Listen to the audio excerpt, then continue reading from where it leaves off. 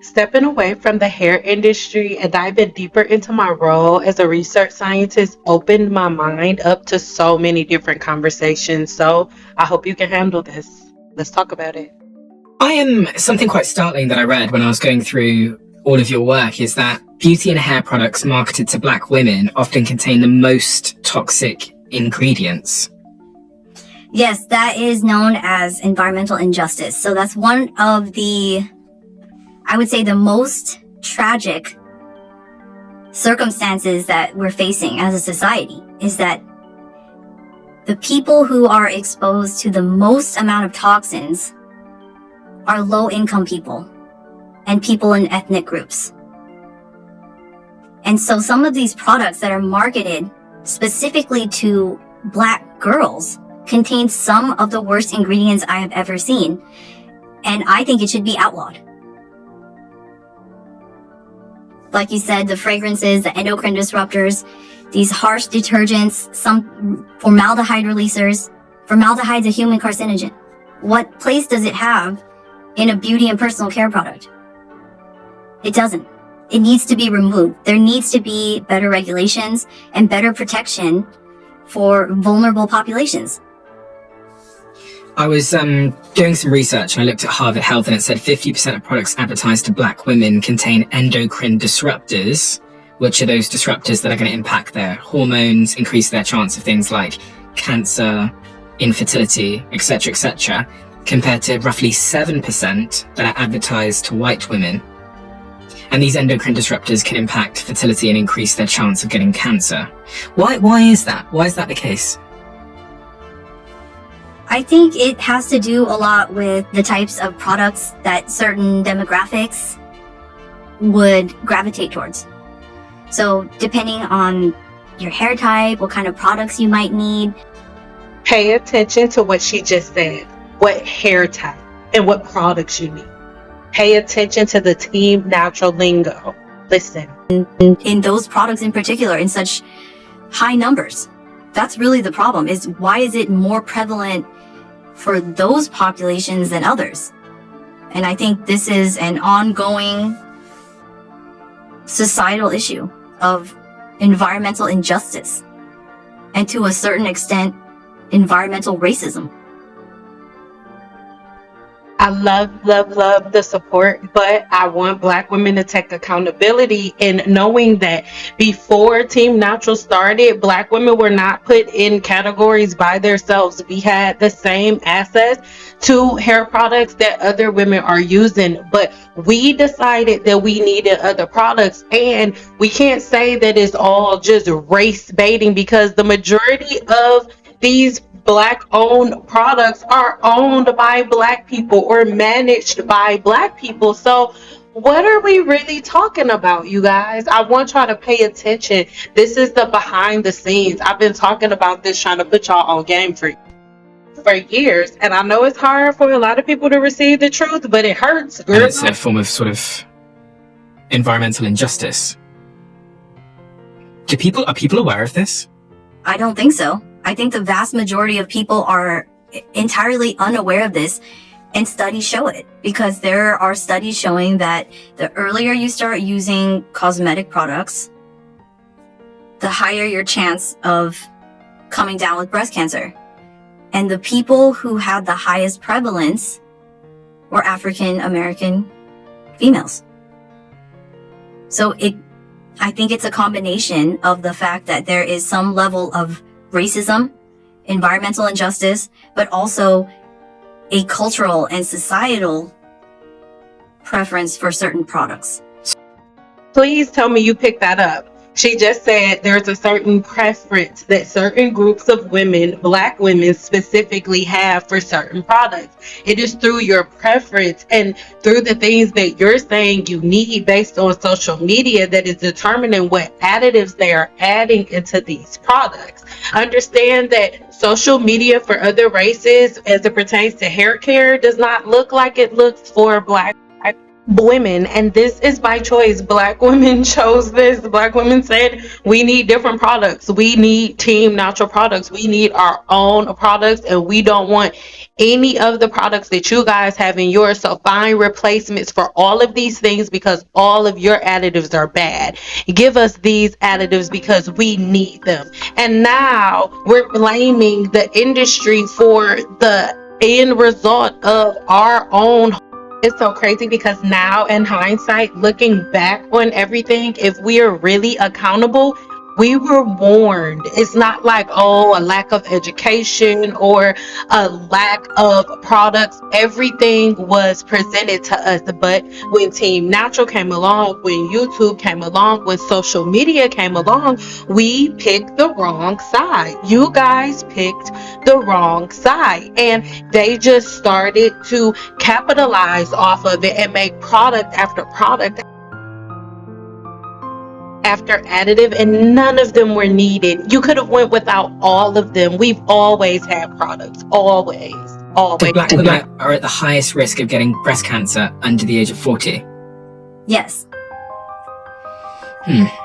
What can be done about that, do you think? Is this something that the government have to do something about, or is it both something that we have to sort of increase our own public consciousness of and make better choices?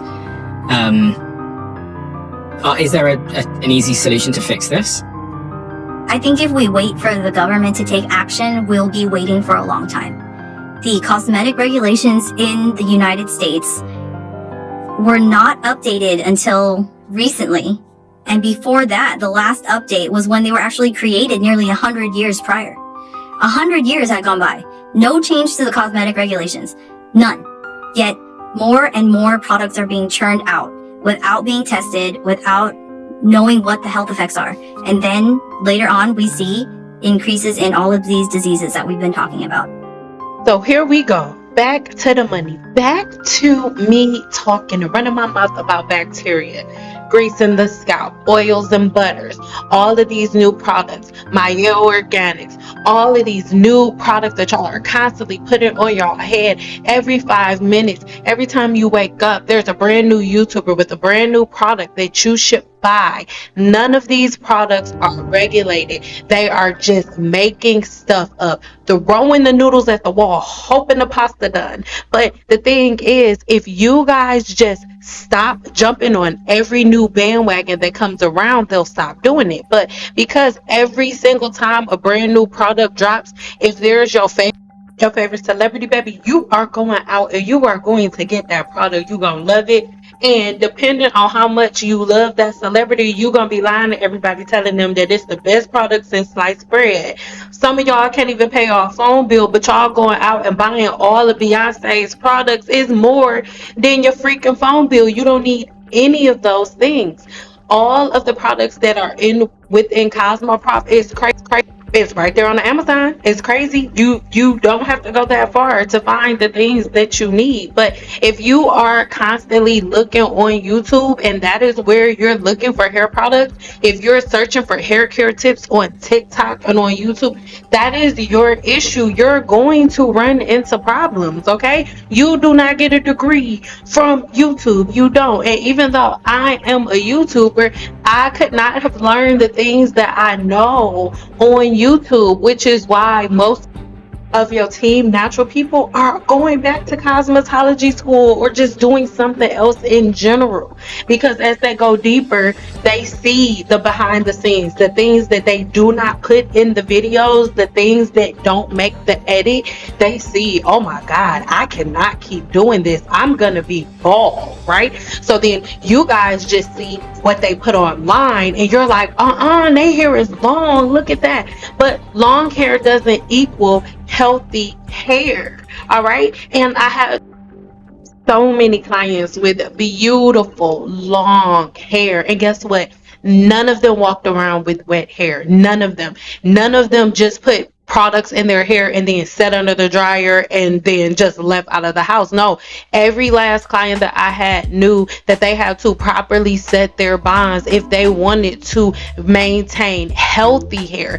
Everybody grows hair, and I think that's one of the most annoying parts, because they're like, oh Sam, but they growing hair and it's long. So girl, everybody grow hair. Your dog grows hair.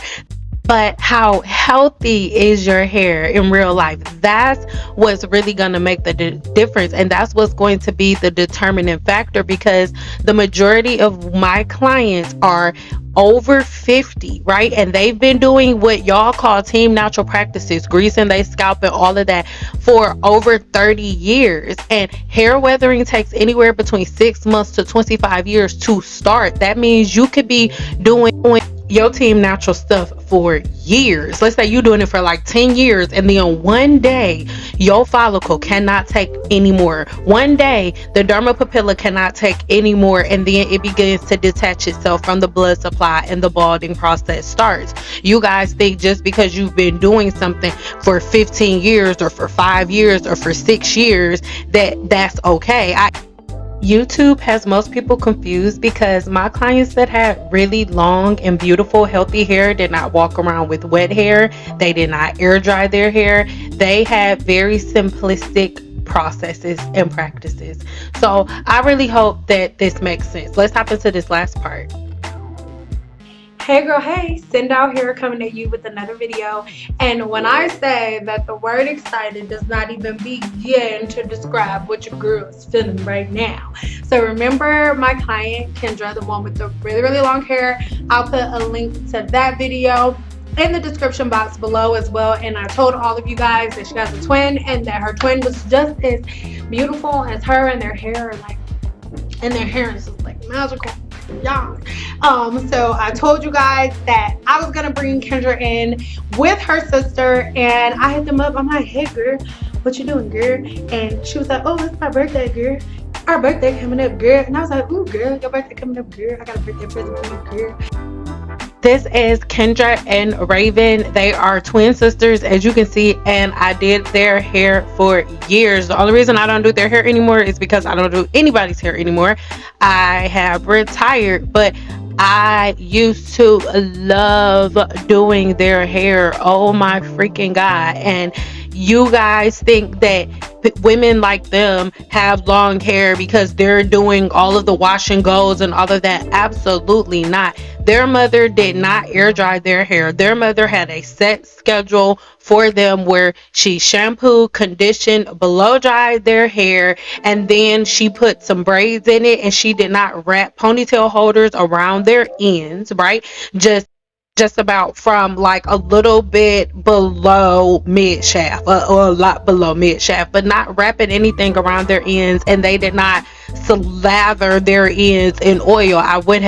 It would have been some trouble. They never had oily hair. They never ever had greasy hair. Their hair was never caked up full of product. Anytime they ever came in for a shampoo, I was never like, oh my God. They never had extremely dirty hair. The products that you guys are seeing pop up on the screen are from my old product line when I was standing behind the chair. Not standing behind the chair no more. Not selling hair products no more. That's my old life. My old life, okay? My old life. And I plan on leaving it right there. So now at this point, I am getting ready to blow dry Kendra and Raven's hair, right?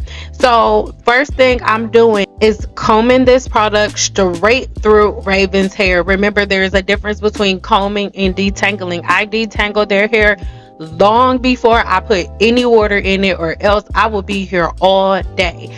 It drives me crazy when I see stuff online where certain cosmetologists are charging like, oh, your hair is so long, oh, that's so much, oh, it's so much work. Girl, when I tell you that women who had hair like them made me so freaking happy, like it made no sense. I have a whole playlist of my clients with super duper long and thick hair. I love to brown brush long and thick hair. I used to get off on it at the beginning of my career because a lot of the older cosmetologists that were around was like, oh girl, brown brushes is for white girls. You're not supposed to use that. That's damaging to our hair. And I'm like, no, baby, you just don't know what you're doing, right? So that is something that I challenge professional cosmetologists that are out here now to do. Like, girl, go back to the drawing board. Challenge yourself a little bit. Start doing things that you are not necessarily that comfortable doing, or things that you aren't necessarily used to doing, right? Like, practice it and perfect your craft, right? But I love round brushing their hair because I get maximum control. They have so much hair, and even though paddle brushes are cool too, right? Paddle brushes are cool too, but just for what I'm doing with their hair, it just gives me masterful control. Like, I can control my client's hair like nobody's business. It doesn't matter how thick their hair is, it doesn't matter how unruly it is, whether they're low, medium, high porosity. With my round brush, I am in control. I steer the wheel, right? So in this point, right, I want y'all to notice that neither Kendra or Raven are tender-headed, but I am not heavy-handed. And make sure that you are taking advantage of all of the different tools that you have at your disposal. And I also want you guys to pay attention to the fact that when I started blow drying her hair, you did not see like layers of products dripping from her hair. You didn't see me grab 4 or 5 different products to get her ready. Absolutely not. After the conditioner was rinsed out of her hair, there was nothing put on her head but leave-in conditioner. You saw it with your own eyes. If I was to put anything outside of that in their hair, both of their hair would be a stringy, oily mess. Because neither one of their hair can take a whole lot of product. I don't quote me because it's been years since I did their hair, but if I'm not mistaken, both of them have either low porosity hair or medium porosity hair on the lower side, like moving towards low porosity hair. I know they didn't have high porosity hair, right? So these are things that I really want you to think about. That's another myth they walk around. There are YouTube channels telling you that all Black women have high porosity hair. It's not freaking true.